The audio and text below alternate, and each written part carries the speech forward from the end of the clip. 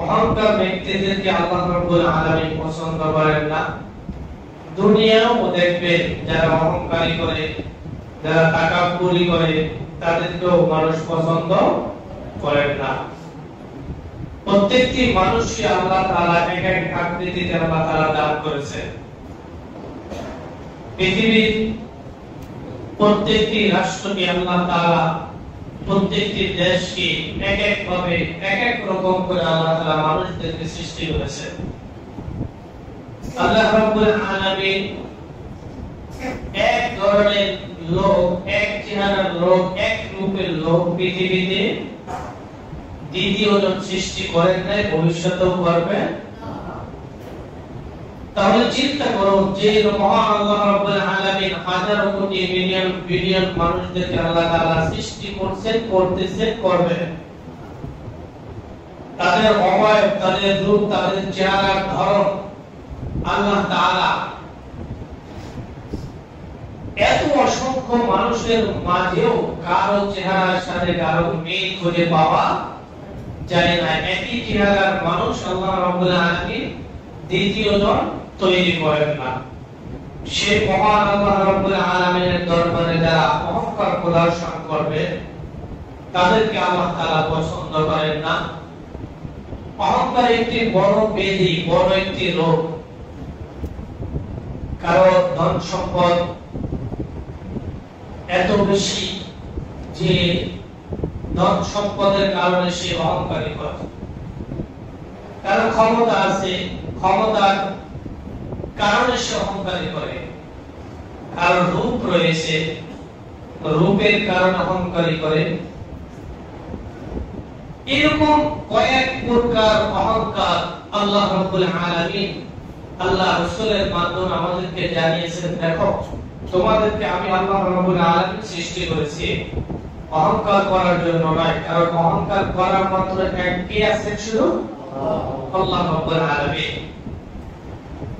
আল্লাহ রাব্বুল আলামিন ছাড়া পৃথিবীর যত মাখলুকাত আছে কারো অহংকার করার কোনো অধিকার আল্লাহ তাআলা দেন নাই। প্রত্যেকটি মানুষকে আল্লাহ তাআলা এক এক জিনিস দিয়ে আল্লাহ তাআলা পরীক্ষা নিয়েছেন। এই পরীক্ষায় যারা উত্তীর্ণ হতে পেরেছেন আল্লাহ রাব্বুল আলামিন তাদেরকে নাজাত দিয়েছেন, মুক্তি দিয়েছেন। আর যারা এই পরীক্ষার ভিতরে ফেল করেছেন তারা দুনিয়ায় লাঞ্ছিত হয়েছে, কবরের জগতেও আর অপমান অপদস্থ হতে হবে, জাহান্নামে শাস্তি ভোগ করতে হবে।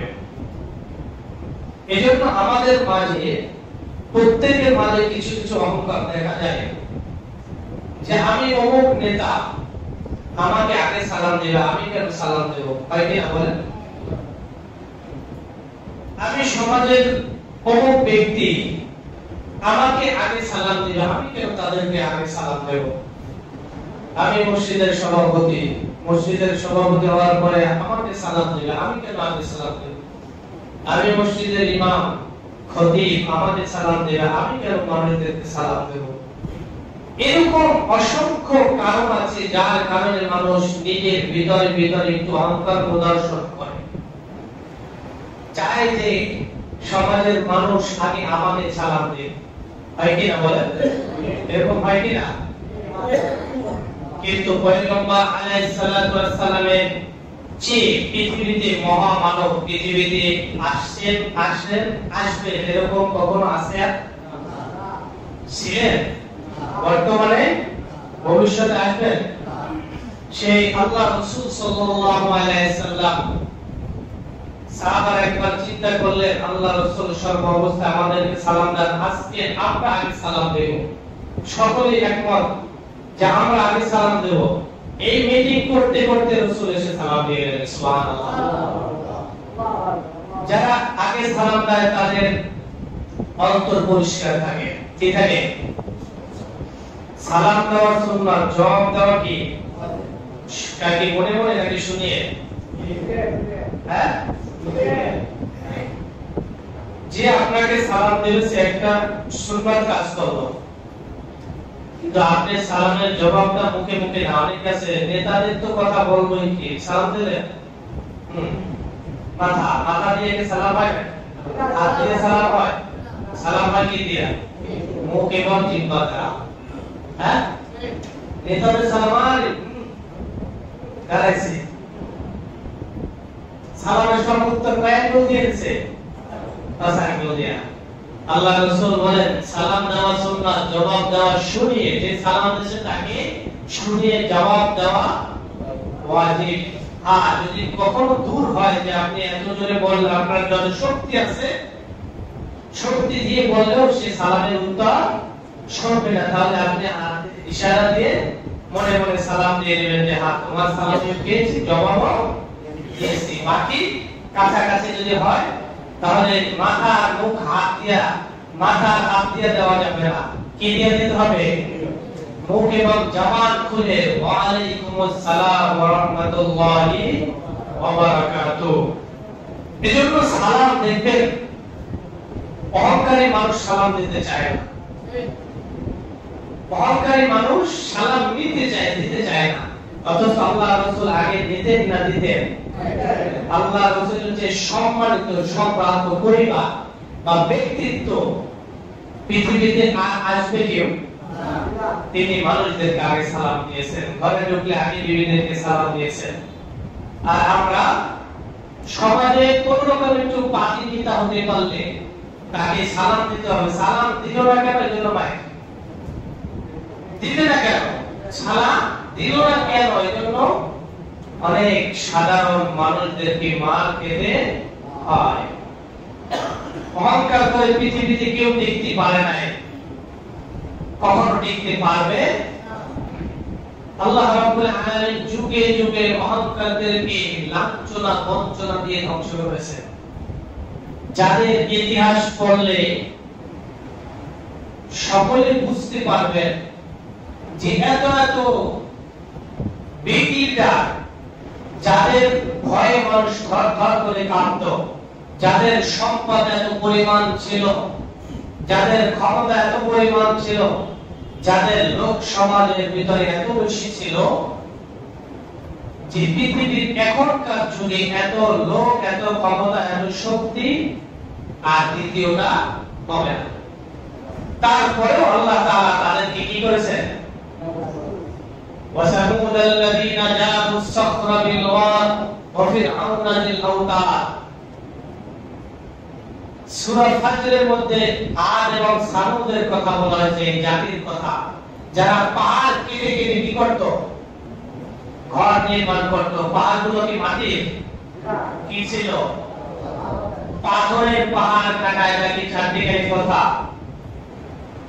এই আদ এবং সামুদ জাতি পাহাড় কেটে কেটে এত শক্তি তাদের ছিল যে পাহাড় লোহার কাটা, লোহার পাথরের পাহাড়গুলো কেটে কেটে তারপরে ঘর নির্মাণ করত। কিন্তু আল্লাহ রাব্বুল আলামিন তাদেরকে সম্বলে কি করেছিলেন? মুসা আলাইহিস সালাতু ওয়াস সালাম। আজকে তিনটা বিষয় আমরা আলোচনা করি, তাহলে এর ভিতরে থাকা যাবে। অহংকার মানুষ তিন কারণে করে, অনেক কারণ আছে, তার ভিতরে আজকে তিনটা আলোচনা করব ইনশাআল্লাহ। আল্লাহর সাথে অহংকার করে, রাসূলদের সাথে এবং মানুষদের সাথে। হযরত মুসা আলাইহিস সালাতু ওয়াস সালাম কারণের কাছে দাওয়াত নিয়ে গেলেন যে দেখো তোমাকে আল্লাহ রাব্বুল আলামিন এত সম্পদ দিয়েছে, এই সম্পদগুলো আল্লাহর রাস্তায় কিছু তুমি দান করো। সে দানটার ধরনটা কি হবে? যদি তুমি চাও তাহলে তোমার সম্পদের 3 ভাগের 1 ভাগ, 3 ভাগের 1 ভাগ তুমি আল্লাহর রাস্তায় কি করবা? দান করবা। কারণ চিন্তা করলো তার 3 ভাগের 1 ভাগ দিলে পুরো বাংলাদেশ ঢেকে যাবে সম্পদে। কারণ শক্তিশালী 70 জন যুবককে যদি সর্বশক্তি, এর যে শক্তিশালী আর পৃথিবীতে কোনো যুবক নেই, এমন 70 জন যুবকের মাথায় যদি তার গোডাউনের সম্পদের চাবি দেওয়া হতো, তাহলে তাদের মাথাগুলো নিচু হয়ে যেত। সুবহানাল্লাহ বলে। তাহলে কি পরিমাণ তাকে সম্পদ দেওয়া হয়েছিল? তাফসীরের মধ্যে লেখা হয় তার সম্পদের চাবিগুলো বহন করার জন্য বিশাল একটা দলই আলাদাভাবে থাকবে। চিন্তা করলে এই সম্পদের যদি এক ভাগ দিতে যাই তাহলে তো আমার অবস্থা শেষ। তাহলে কি করা যায়? মুসা আলাইহিস সালাম তার কিভাবে ক্ষতি করা যায়, কিভাবে অপমান অপদস্থ করা যায় এই চিন্তায় লিপ্ত হয়ে গেল। চিন্তাটা কত নগণ্য, কত জঘন্য, কত অপরাধমূলক ছিল। এক মহিলাকে ভাড়া করলো যে তুমি মুসা আলাইহিস সালামের ব্যাপারে বলবা আমার সাথে অন্যায় কাজ করেছে। অন্যায় বুঝতে পারছেন তো? অন্যায় কাজ করেছে, এই কথাটা তুমি বলবা, তোমাকে আমি কিছু অর্থ দেব। মহিলা রাজি হয় না। এক পর্যায়ে বলল 10,000 তোমার স্বর্ণ মুদ্রা দেওয়া হবে। ভাইরা 10,000 স্বর্ণ মুদ্রা তোমাকে দেওয়া হবে, তুমি যদি এই কথাটা বলো দাঁড়িয়ে, তাহলে তোমাকে আমি দিব।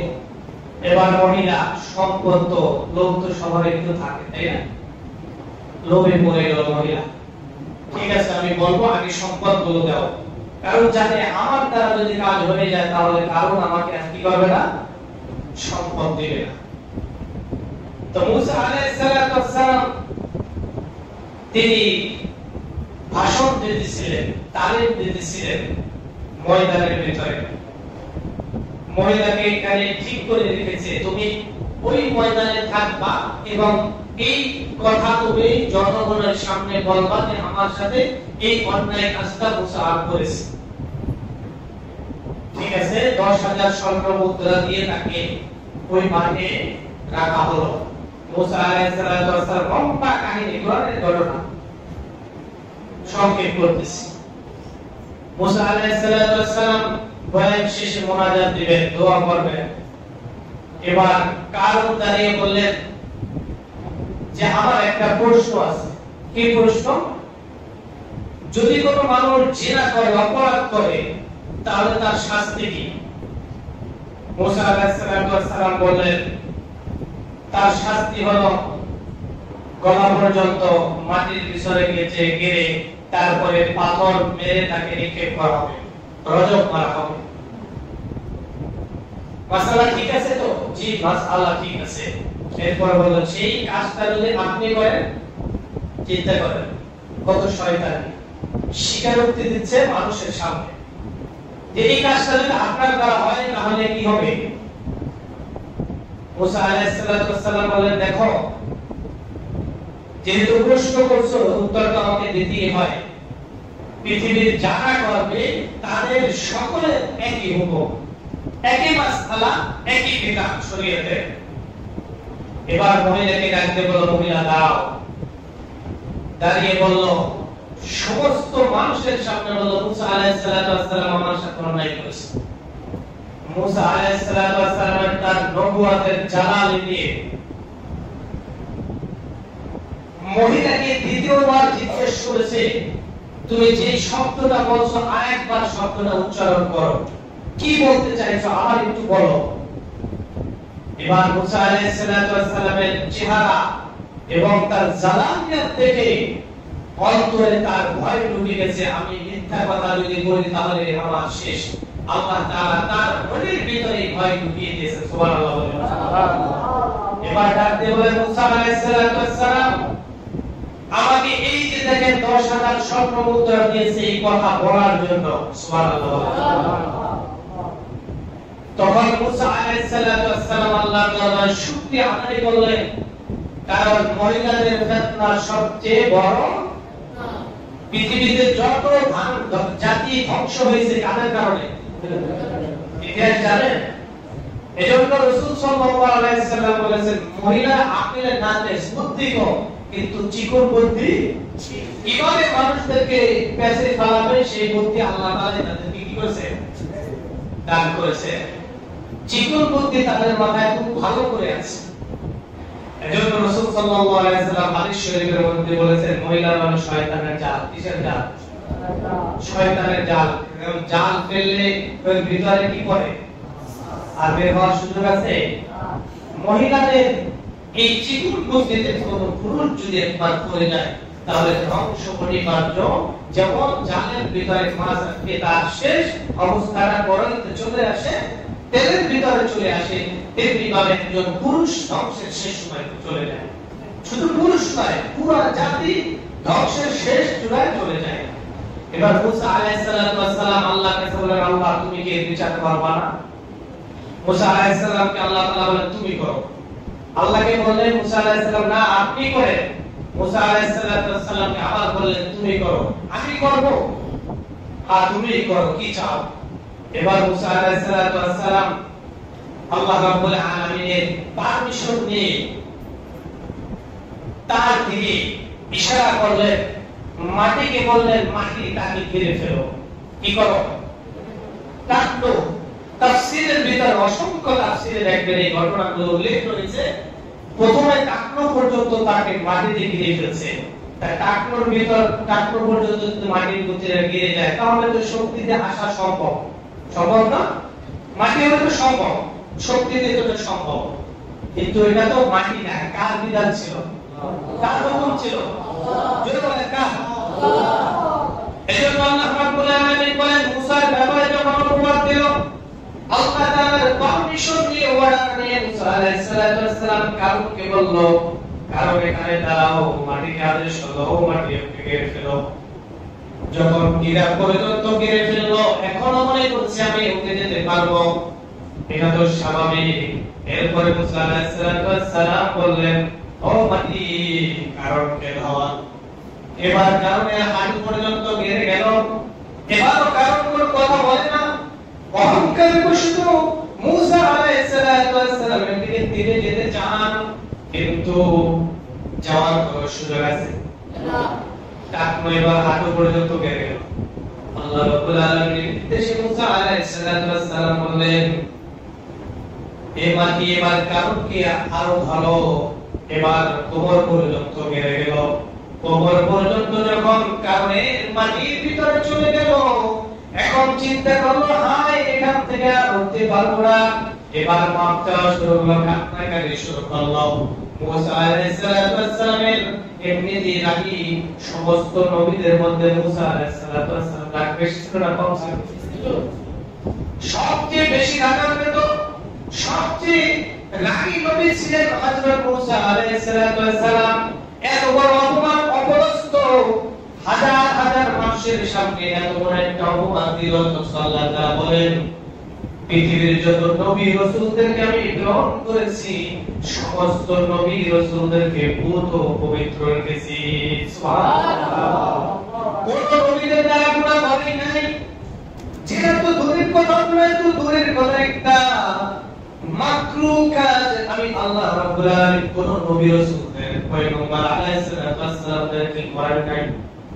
সেই নবীর ব্যাপারে এত জঘন্য একটি অপবাদ দেওয়া হলো, মুসা আলাইহিস সালাম তার কান্নায় তার কিছু আসে যায় না।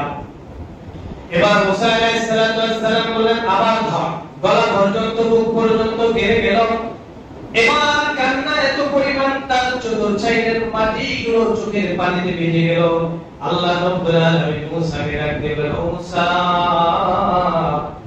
এত কান্নার পরেও তোমার অন্তর নরম হয় না, কিন্তু আমি আল্লাহ রাব্বুল আলামিনের কাছে যদি এই কান্নাটা কাঁদতো, আমি আল্লাহ রাব্বুল আলামিন তোমাকে maaf করে দিতাম। আল্লাহ রাব্বুল আলামিন বলেন মুসাকে মুসা maaf করা যায় না। আল্লাহ রাব্বুল আলামিনকে মুসা আলাইহিস সালাম বলেন রব্বুল আলামিন এটা কি আপনার অর্ডার নাকি সুপারিশ? কথা বুঝেন, অর্ডার না সুপারিশ। কারণ কেউ কারোর কাছে সুপারিশ করলে না মানলে এটা বেয়াদবি হয় না, হয় নাকি? কিন্তু অর্ডার করলে, অর্ডার না মানলে সেটা কি হয়? বেয়াদবি হয়। মুসা আলাইহিস সালামকে বলেন আল্লাহ আপনার কি অর্ডার নাকি সুপারিশ? না মুসা এটা সুপারিশ অর্ডার করি নাই। এবার বলেন না রব্বুল আলামিন আমি তাকে ক্ষমা করব না। এত জঘন্য একটা অপমান যদি আপনি এই মহিলার জবান থেকে এই কথাটা বের না করতেন, তাহলে আমার অবস্থা আপনার অবস্থা কি? এজন্য পৃথিবীর জালেমরা একটা ভালো ভালো মানুষদেরকে যেটা অপমান দেয়, খারাপ মানুষদের চরিত্রের সাথে তাদের চরিত্র মিশিয়ে বলে এই কাজটা করেছে, অন্যায় কাজটা করেছে। যেমন ওই যে ছোট হুজুর রফিকুল ইসলাম মাদানি টিভি হারুন ধরে নিয়ে মহিলাকে এনে উলঙ্গ করে ছবি তুলে তারপরে ডিবি অফিস জমা দিয়ে বলছে কাজটা করেছে, বলছে কিনা? আসতে বলেন সে নিজের মুখ থেকে বলছে আমাকে এভাবে ধরে নিয়ে এসে তারপরে এই কাজটা করেছে, এটা আদালতে পেশ করেছে। দেখো এত ছোট মানুষ, তারপরে তাকে এই জঘন্য কাজের ভিতরে লিপ্ত, শুধু একজন নয় হাজার হাজার মানুষদেরকে এভাবে করেছে। আল্লাহ রাব্বুল আলামিন বলেন দেখো যুগে যুগে এরকম জালেমদেরকে আমি ধ্বংস করেছি।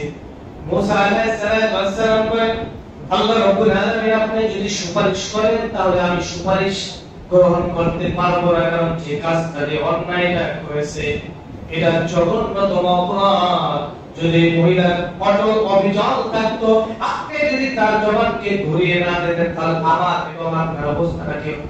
একজন নবী তার ব্যাপারে যদি এরকম অপবাদ দেওয়া হতো, মানুষ হাজার হাজার মানুষ শুনতো, তাহলে তাকে কি আর নবী মানতো? তাকে আর অনুসরণ করতো? যে আমাদের নবী যদি এই কাজ করে তাহলে তার অনুসরণ কিভাবে করবো? এজন্য কান্না করতেছে কোনো লাভ নাই। শেষ পর্যায়ে কারণ যখন চিন্তা করলো এখন তো আসলে বাঁচার কোনো উপায় নেই, মুসা আমাকে মাফ করবে না, কাফের বেদের সর্বাবস্থার চেষ্টা করবে, মৃত্যুর আগেও চিন্তা করবে যে কিভাবে মুসলমানদের একটু ক্ষতি করা যায়, চাইবে কিনা?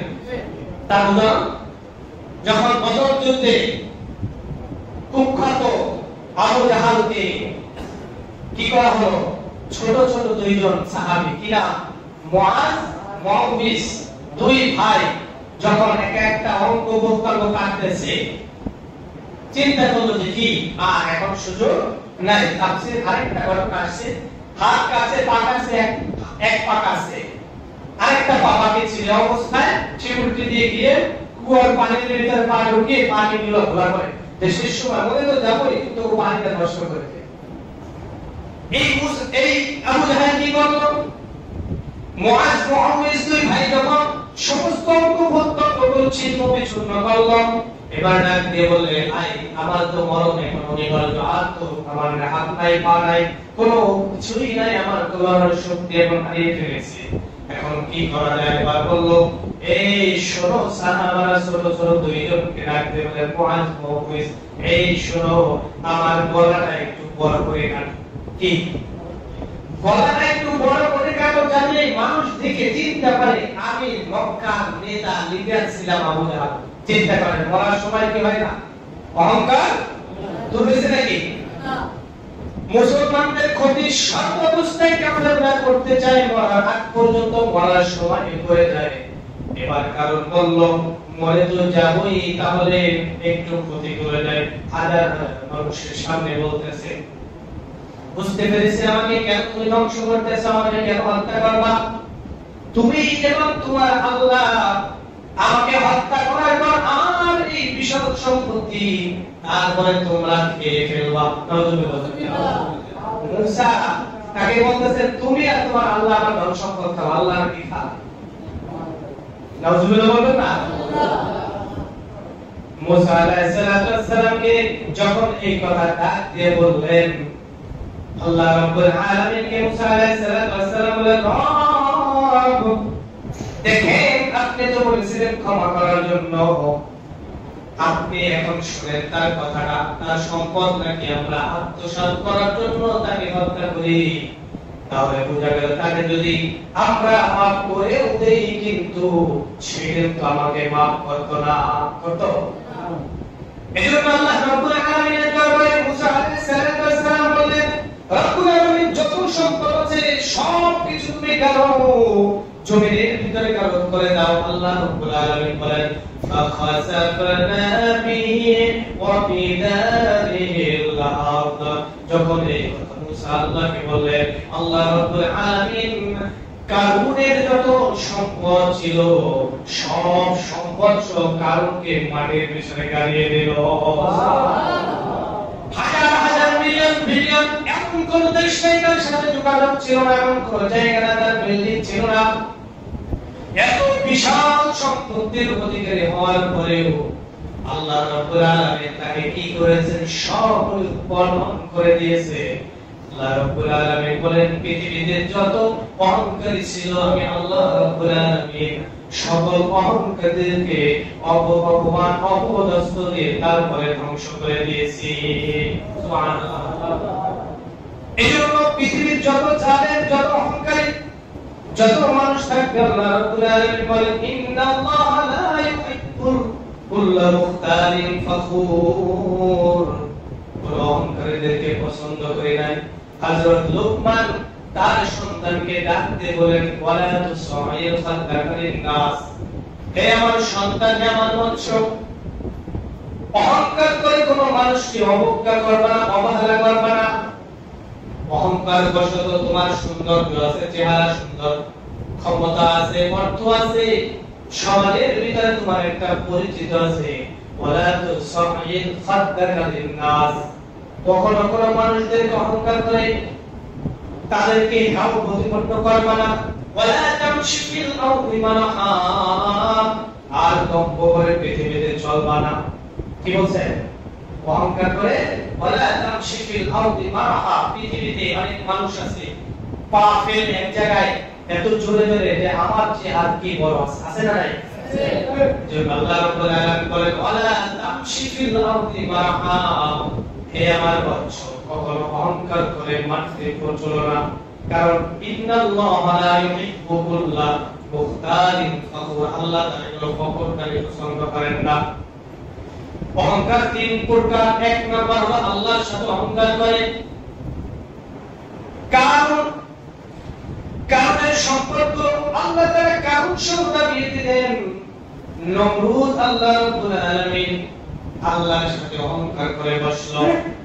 আল্লাহ রাব্বুল আলামিন বলেন ওই সমস্ত মানুষদেরকে তুমি দেখো নাই যাদেরকে রাজত্ব দান করেছে, এই ক্ষমতার রাজত্ব পাওয়ার পরে তারা মুসা আলাইহিস সালামের ব্যাপারে তর্ক বিতর্ক করেছে। কি তর্ক? নমরুদ বলল মুসা আলাইহিস সালাম তাকে বলল আনা রাব্বুকুমুল আ'লা, আরে আমি তো বড় রব, আমার রবকে নাউজুবিল্লাহ বলে আনা রাব্বুকুমুল আ'লা, আমি তো তোমাদের বড়। তোমরা যে রব রব করে আল্লাহ আল্লাহ বলো, কি তোমার আল্লাহ? আনা রাব্বুকুমুল আ'লা, আমি তো বড় রব তোমার। আর কি তোমার আল্লাহ কে? আল্লাহ রাব্বুল আলামিন এই কথাগুলো কোরআন কারিমে সুন্দর করে তুলে ধরেছেন। আল্লাহ রাব্বুল আলামিন বলেন মুসা আলাইহিস সালাম নমরুদ আর মুসা যখন কথা বলতেছিল, إذ قال إبراهيم ربي الذي يحيي ويميت, মুসা আলাইহিস সালাম কে ডাকতে বলেন তুমি যেখানে রব রব বলতেছো, প্রতিপালক বলতেছো, তোমার রব কি করে? তা আমার রব তো মানুষদেরকে জীবন দান করে, আমার মৃত্যু দান করে, তো এই কাজটা আমি করি। ক্বালা নাউহি উমিত, এই কাজটা আমি করি। তোমার রব যেটা করে সেটা আমি করি। কিভাবে? জেলখানা থেকে একজন ধরে নিয়ে এসে হত্যা করে দিল, আরেকজনকে মুক্ত করে দিল। হয়েছে আমি একজনকে হত্যা করলাম, আরেকজনকে মুক্ত করলাম। আচ্ছা বলেন ওইটা আর এইটা কি এক জিনিস? হ্যাঁ। إذا قال إبراهيم ربي الذي يحيي ويميت قال لا أحيي وأميت, ইব্রাহিম আলাইহিস সালাম বলেন আমার রব হলেন যিনি মানুষদেরকে জীবন দান করে, এমনকি তোমাকেও করেছে, আবার তোমাকেও মৃত্যু দান করবেন। আল্লাহ রাব্বুল আলামিন জীবন দেন, আবার মৃত্যু দেন। এবার নমরুদ বলেন ক্বালা লা ইউহয়ি ওয়ায়ুমীত, আমি তো জীবন দেই আর জীবনকে কি করি? হত্যা করি। জেলখানা থেকে দুইজন ধরে নিয়ে একজনকে হত্যা করলো, আরেকজনকে মুক্তি দিল। বলে কি দেখো আমি একজনকে হত্যা করলাম, মেরে ফেললাম, আরেকজনকে মুক্তি দিলাম, তুমি আর আমার মাঝে কি পার্থক্য, আল্লাহর মাঝে কি পার্থক্য? এবার মুসা আলাইহিস সালাম ক্বালা লা ইউহয়ি ওয়ায়ুমীত, পরের আয়াতে আল্লাহ রাব্বুল আলামিন মুসা আলাইহিস সালাম বললেন দেখো আমার রব সূর্য উঠায় পূর্ব দিক থেকে, তুমি যদি পারো তাহলে পশ্চিম দিকে উঠাও। কোন দিকে? কাইসে ধরা? আল্লাহ রাব্বুল আলামিন বলেন ফাবুহিতাল্লাযী কাফার, তখন ওই কাফের হতভম্ব হয়ে গেল। আল্লাহ রাব্বুল আলামিন বলেন ইন্নাল্লাহা লা ইয়াহদিল কওমাজ জালিমিন, এই জালেমদেরকে আমি ধ্বংস করে দেব, এগুলো পছন্দ করে নাই। যারা আমার সমকক্ষ মনে করলো, অথচ আমি পূর্ব দিক থেকে সূর্য উদিত করি আর পশ্চিম থেকে অস্তমিত করি। তাকে যখন বলা হলো মিনাল মাশরিকি মিনাল মাগরিব, আল্লাহ রাব্বুল আলামিন পূর্ব দিক থেকে তোমার শক্তিটাকে তুমি পশ্চিম দিকে উঠাও, এটা সম্ভব? এটা কি জিনখানা থেকে ধরে নিয়ে আসবে? এটা সম্ভব? এটা তো সম্ভব না। আল্লাহ তাআলা বলেন ফাবুকিতাল্লাযী কাফা, বোবা শয়তান হয়ে গেছে, অত বড় হয়ে গেছে, এখন আর কোনো কথা বলতে পারে না। শেষ। আল্লাহ রাব্বুল আলামিন দেখেন অহংকার যে তিন প্রকার, নমরুদ আল্লাহর সাথে কি করেছিল? অহংকার করে কি বলেছিল? আনা রাব্বুকুম আলা, আমি তোমরা যে প্রতিপালক বলতেছো, আরে আমি নিজেই তো সবচেয়ে বড় খোদা। নাউজুবিল্লাহ বলেন। সবচেয়ে বড় খোদা কি? তোমার কাজ কি? তোমার রবের কাজ কি? আমার রব জীবন দা, মৃত্যু দা, আমি তো দেই কি বলেছে? ওই যে জেলখানা থেকে ধরে নিয়ে আসে। আল্লাহ রাব্বুল আলামিন বলেন এই সমস্ত অহংকারীদেরকে আমি পছন্দ করি না। একটি হাদিস বলে ইনশাআল্লাহ শেষ করব। আল্লাহ রাসূল সাল্লাল্লাহু আলাইহি ওয়াসাল্লাম বলেন আল কিবরিয়াউ রিদাই ওয়াল আজমাতু ইজারি, অহংকার আমার চাদর। অহংকার কার চাদর? শ্রেষ্ঠত্ব আমার লঙ্ঘি শুরু। যে দুটি জিনিস নিয়ে টানাটানি করবে, আমি আল্লাহ রাব্বুল আলামিন বললাম এর সাথে যে শরীক হতে চাইবে, আমি আল্লাহ তাআলা তার ঠিকানা কোথায় রাখবো? ফিন্নার, জাহান্নামে। এজন্য অহংকার থেকে বেঁচে থাকবো ইনশাআল্লাহ। অহংকারের বিষয়ে আরো অনেক আলোচনা রয়েছে, আগামী জুমায় ইনশাআল্লাহ বাকি আলোচনা করব। আল্লাহ তাআলা আমাদের সকলকে আজকে যতটুকু শুনলাম বুঝলাম, এর থেকে বোঝা গেল কি, যত সম্পদ থাক, যত অর্থ থাক, আল্লাহ যখন ধরবেন পৃথিবীর কোন সম্পদ, কোন অর্থ, কোন আপনার প্রোটোকল আপনাকে কেউ রক্ষা করতে পারবে না, ধ্বংস হয়ে যাবে সেদিনকার। আপনার মেনে নিতে হবে বাস্তবতা। যেমন নমরুদ, আবু জাহাল, ফেরাউন সকলে মেনে নিয়েছে। আমাদের সমাজেও যদি এরকম কেউ থাকে বা ভবিষ্যতে কেউ যদি আসে, সকলের শিক্ষা গ্রহণ করা উচিত। কেউ থাকতে পারবে না, পারে না, ভবিষ্যতেও পারবে না। আল্লাহ